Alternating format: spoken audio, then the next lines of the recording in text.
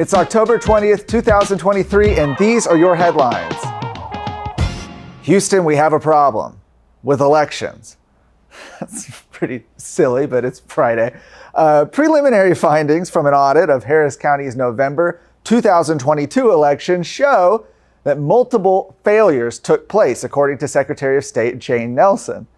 Harris County, of course, the largest county in the state, was chosen as one of 4 counties at random to be audited by the Secretary of State's office under a new state law passed back in 2021.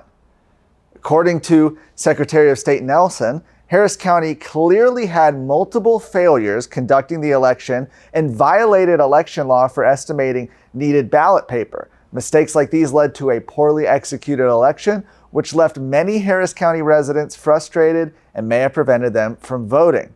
She continued to say it's important to talk about these issues now in order to address them before the 2024 election cycle.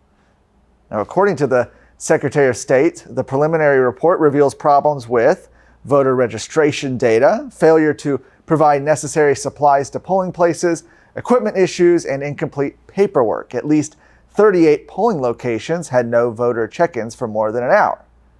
The report found the following major issues with the election system. First, Harris County's voter registration system included more than 9,000 more voters than were reported to the statewide voter registration system.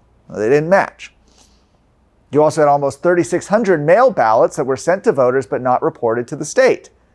Additionally, the methods for determining distribution for ballot paper did not comply with state law and led to a disruption in the voting process and inadequate supplies at some polling locations. And Harris County failed to adequately train election judges and clerks, resulting in incomplete paperwork and problems with voting system equipment. Now, since that election, the legislature has passed legislation eliminating the county's elections administrator and putting the responsibility back in the hands of the county clerk and tax assessor collector.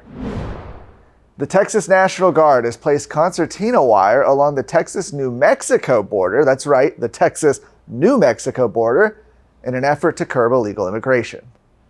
According to reports, officials say Guard members have placed the wire near Sunland Park, New Mexico, a town that borders Mexico and El Paso. Governor Greg Abbott posted to X that the move is meant to deter illegal aliens from crossing from Mexico into New Mexico and then traveling over to Texas. Abbott has also faced other legal challenges after installing a border buoy barrier, say that 3 times fast, along the Rio Grande. In July, the U.S. Department of Justice filed an injunction claiming the barriers violated the River and Harbors Act after a federal judge ruled that Texas needed to remove the buoys because they inhibit public safety, navigation, and federal operations. The Fifth Court of Appeals has kept the buoys in place for now. Currently, in the 3rd special legislative session here in Austin, the Senate has passed Senate Bill 11, which creates a criminal penalty for improper entry from a foreign nation. For those without certain prior offenses, an offense under this proposed law would be a Class A misdemeanor. That means it'd be punishable by 1 year in jail, a maximum fine of $4,000, or both. The House State Affairs Committee hasn't passed that bill out. They passed similar legislation yesterday in House Bill 4. That has not received a vote by the full House yet. Currently is pending in the State Affairs Committee. Lastly, a new investigation released by Accuracy in Media shows teachers admitting that they teach principles of the 1619 Project. Now, Accuracy in Media, this is an organization that their mission is to empower individuals to hold journalists, public officials, and private officials accountable. They've released a new undercover investigation into Corpus Christi public schools. The video shows 2 educators boasting about how staff teach principles of the 1619 Project, but without using the terminology to students. Now, the public schools in questions are the Cleland and Ingleside Independent School Districts. The 1619 Project, by the way, if you're not familiar, is the New York Times Magazine's, quote, initiative to reframe the country's history by placing the consequences of slavery and the contributions of Black Americans at the very center of our national narrative.